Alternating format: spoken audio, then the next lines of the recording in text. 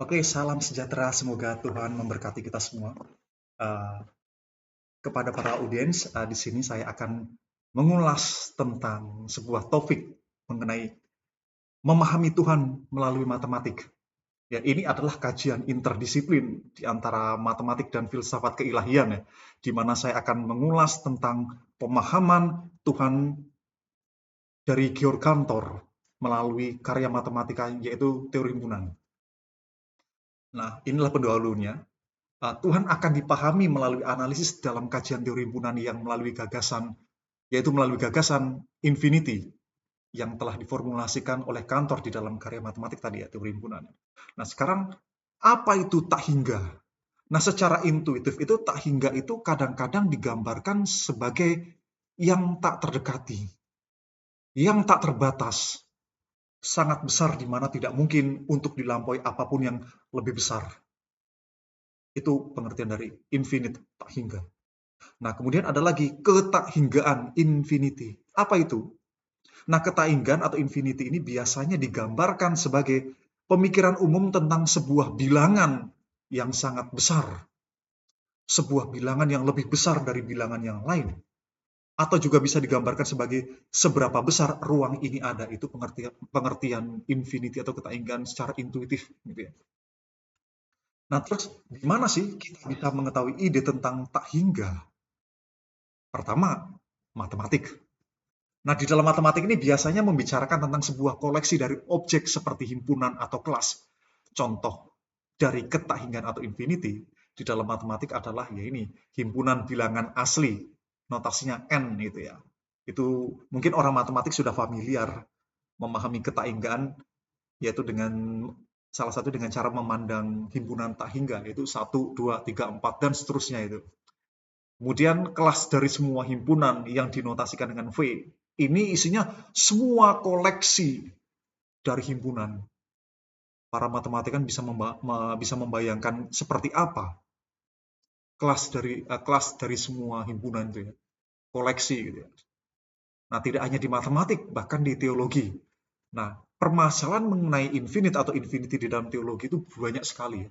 Nah, ini saya ambil satu topik saja ya, di dalam teologi tentang ketainggan Tuhan yang dijumpai pada pengajaran Santo Gregory dari Nisa. Ini salah satu dari trio Kapadokia. Ada Santo Basilius Agung, Santo Gregory dari Nazianzus, kalau yang ini Nisa gitu ya.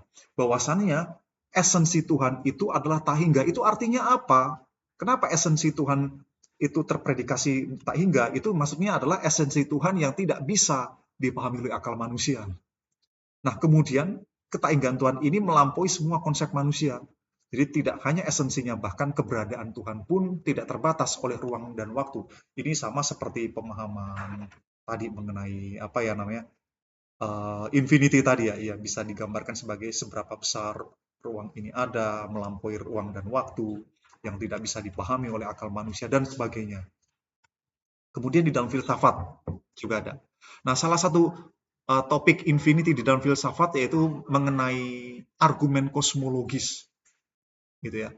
Secara khusus adalah argumen kosmologis kalam, bahwa argumen ini mengatakan bahwa kejadian alam semesta itu memiliki awalan dan penyebabnya terjadi awalan ini adalah Tuhan. Nah, jika kemunduran temporal dari tak hingga ini ada, maka tentunya tidak ada penyebab awal kejadian alam semesta. Dengan kata lain, Tuhan tidak pernah ada. Agar keberadaan Tuhan tetap ada, maka seharusnya menurut argumen kosmologi ini, ketainggaan tidak pernah ada. Jadi, kalau misalnya ketainggaan itu disepakati ada gitu ya, nanti akan ada kemunduran temporal di taingga ini ada yang mengakibatkan bahwa tidak ada penyebab dari alam semesta ini ya, yaitu Tuhan, tidak ada. Nah, agar supaya Tuhan eksis, maka ketainggaan ini harus ditolak gitu. Jadi kajian mengenai ketainggan atau ini ya sangat penting dalam filsafat. Gitu. Ini masih debatable ini di kalangan filosof ya, terutama bagi mereka yang concern ke argumen kosmologis kalam. Nah, kemudian adakah pertentangan mengenai infinity di dalam matematik, teologi, dan filsafat? Nah, di dalam matematik ternyata ada. Gini, matematik kala itu belum memperbolehkan penggunaan infinity sebagai bilangan. Karena akan menimbulkan sebuah kontradiksi. Lah bagaimana penjelasannya? Nah ini, kalau saya punya dua buah bilangan positif A dan B, jelas bahwa A kurang dari A tambah B. Nah sekarang kalau apabila ketainggan infinity dianggap sebagai bilangan, notasikan itu seperti angka 8 terbalik itu, maka akan diperoleh infinity sama dengan infinity tambah B. Dan ini kontradiksi dengan A kurang dari A tambah B. Gitu. Nah inilah bagi orang-orang atau matematikawan yang menolak actual infinity sebagai bilangan, dia mengatakan bahwa keberadaan infinity ini nanti akan menjadi kontradiksi gitu ya. Nah, itu maksudnya seperti itu. Nah, kemudian kalau di dalam teologi ada nggak? Ya ada. Salah satu konflik terkait ketainggaan dalam teologi adalah problematika teodisi. Seperti apa? Bahwa Tuhan yang tak terbatas dalam kebaikan atau keadilan, namun mengapa dia membiarkan adanya kejahatan dan penderitaan di dunia ini? Nah ini lain topik lagi tuh, nanti akan kita bahas mengenai infinity dalam teologi terkait dengan kemahakuasaan dan sebagainya dari atribut Tuhan itu. Nah, kemudian dalam filsafat gimana? Nah, konflik tentang ketainggan di dalam kajian filsafat, salah satunya ini bisa dijumpai di dalam gagasan Aristoteles mengenai dua istilah, yaitu ketainggan potensial dan ketainggan aktual atau ketainggan sejati. Nah, apa itu ketainggan potensial? Ketainggan potensial ini merujuk pada suatu proses tahapan tanpa akhir. Sedangkan ketainggan sejati adalah merujuk pada keberadaan tak hingga yang benar-benar ada. Ya, dianggap mungkin sebagai totalitas dari elemen-elemennya, begitu ya. Nah, pandangan Aristoteles ini mengenai ketainggan ini adalah Aristoteles tidak pernah mengakui eksistensi dari ketainggan sejati. Dikarenakan ketainggan sejati ini tidak pernah ada di dalam dunia nyata. Nah, ini banyak para filosof mengamini apa yang Aristoteles katakan. Nah, Aristoteles hanya mengakui ketainggan potensial yang ada di dalam dunia nyata. Kita masuk teori himpunan. Nah, ini inti dari karya Cantor gitu ya. Nah, bagian ini menjelaskan mengenai teori himpunan Cantor sebagai karya revolusioner dari Cantor untuk menantang para matematikawan yang telah menolak gagasan ketainggan sejati. Katakan satu di antara mereka adalah Leopold Kronecker, yaitu guru Cantor yang bersikeras menolak karya Cantor tentang actual infinite.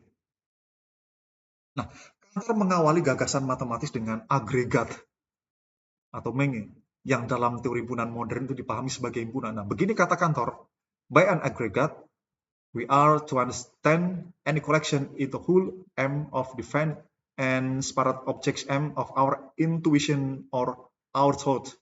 Nah, kemudian objek dari himpunan atau agregat M akan dinamakan dengan elemen dari M. Nah, saudara bisa pahami itu apa pengertian agregat atau himpunan menurut Cantor? Ya seperti itu. Kemudian Cantor memberikan pengertian tentang bagian atau part dari himpunan, yaitu sebagai berikut. We will call by the name part or partial aggregate of an aggregate M any other aggregate M1 whose element are also element of M. Dalam teori himpunan modern ini bisa dikatakan bahwa M1 adalah himpunan bagian dari M jika memenuhi sifat berikut. Setiap X, jika X anggota M1 maka X anggota M. Ini X anggota M, ada yang kurang gitu ya. Ini biasanya ditulis M1 bagian dari M, seperti itu. Nah, kemudian Cantor memberikan pemahaman tentang power dari suatu himpunan yang dinamakan dengan bilangan kardinal atau cardinal number dari himpunan M, yaitu sebagai berikut. Nah itu, we will call by the name power or a cardinal number of M, the general concept which by means of our active faculty of thought arises from the aggregate M when we make abstraction of the nature of its various element M and of the other in which they are given. Dan Cantor menotasikan power dari himpunan M dengan itu. M yang double itu ya, barnya double gitu ya. Dalam teori himpunan modern ini, power atau bilangan kardinal dari himpunan M ini artinya adalah banyaknya elemen dari M, dan biasanya dinotasikan seperti itu. Seperti apa ya namanya? Mutlak M, begitu ya. Ini menyatakan kardinalitas dari suatu himpunan atau banyaknya anggota atau elemen dari M. Nah, Cantor mengatakan